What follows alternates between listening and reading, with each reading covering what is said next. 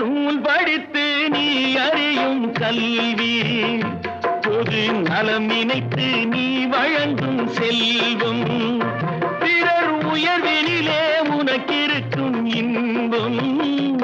இவை அனைத்திலுமே இருப்பதுதான் தெய்வம் இவை அனைத்திலுமே இருப்பதுதான் தெய்வம் இதோ எந்த தெய்வம் முன்னாலே நான் ஒரே ஒரு புன்னகையில் கண்டேனே